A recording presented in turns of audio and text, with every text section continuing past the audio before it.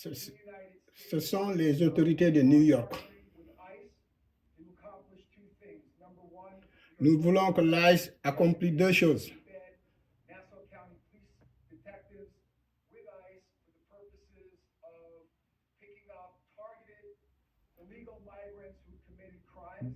De cibler les immigrants illégaux qui ont commis des crimes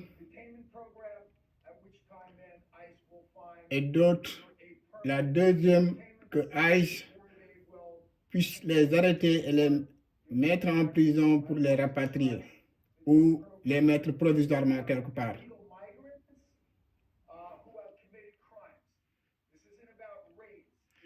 Ce programme concerne les migrants illégaux qui ont commis des crimes. Il ne s'agit pas d'une question de race. Il s'agit d'une application des lois de l'État de New York. Des gens ont commis des crimes ici et ont violé les lois en étant ici aux États-Unis. Et la raison en est que nous avons des lois d'État ici à New York. Et il est en train de nommer les différentes autorités qui sont autour de lui.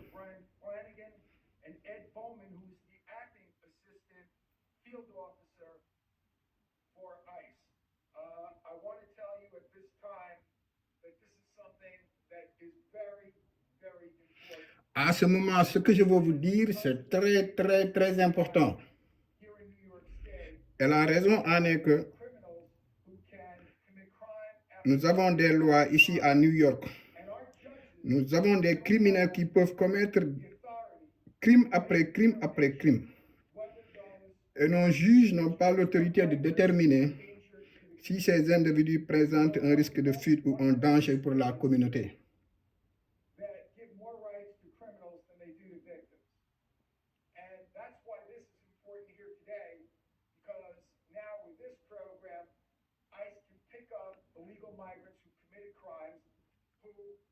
Nous sommes l'un des rares États à accorder plus de droits aux criminels qu'aux victimes.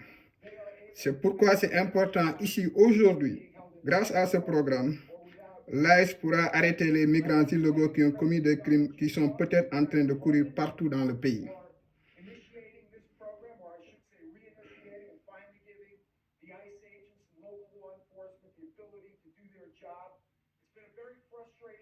Je tiens à remercier le président Donald Trump et le directeur Holman d'avoir lancé ce programme, d'avoir enfin donné aux agents et aux forces de l'ordre locales la possibilité de faire leur travail. Ces 4 années ont été très frustrantes et vous constatez maintenant un regain d'enthousiasme. Je vais vous donner quelques exemples. Un migrant venu illégalement du Honduras a violé une fillette de 5 ans le 7 novembre.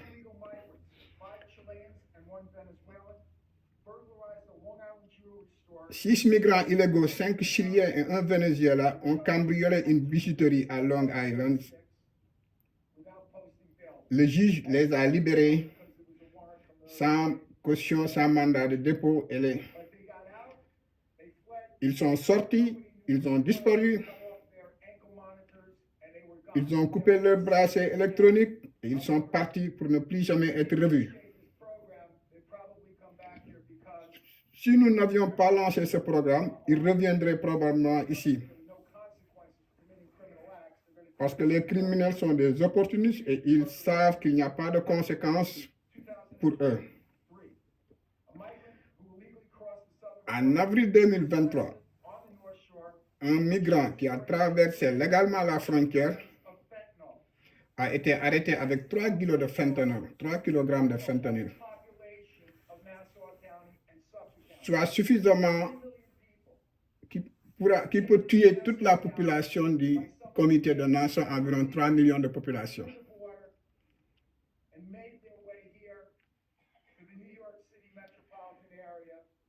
Il traverse la frontière terrestre et se dirige à New York pour venir tuer nos enfants.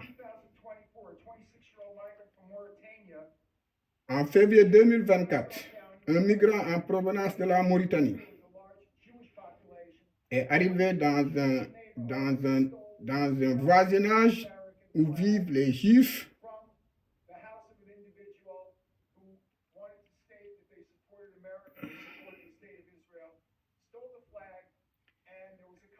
Ils volent le drapeau, un drapeau américain, un drapeau juif. Le gars l'a aperçu sur sa caméra et l'individu est devenu trop violent. Et la liste continue, chers amis. La liste continue et c'est juste pour vous faire savoir qu'actuellement, toutes les autorités dans ce pays ciblent particulièrement ceux qui ont un fichier comme criminel, membre de gang ou quelque chose comme ça. Et c'est pour vous rassurer que tous ceux d'entre vous, c'est vrai, il y a des gens qu'on a arrêtés récemment. Même avant-hier, j'ai lu à travers la presse quelqu'un que les gens ont arrêté. Il dit, le FBI, non, l'ICE a dit qu'il a une vidéo de la personne donnant de la drogue à quelqu'un. Mais l'ICE n'a pas pu montrer la vidéo, c'est ça qu'ils ont dit. Mais la personne était là légalement. Mais c'est juste, le but de cette vidéo est de faire comprendre que pour leur cible actuelle, ce n'est pas les gens qui n'ont rien fait. Ce sont les criminels. Et vous rassurez que je ferai de mon mieux de vous communiquer pour avoir toutes les informations que vous aurez besoin.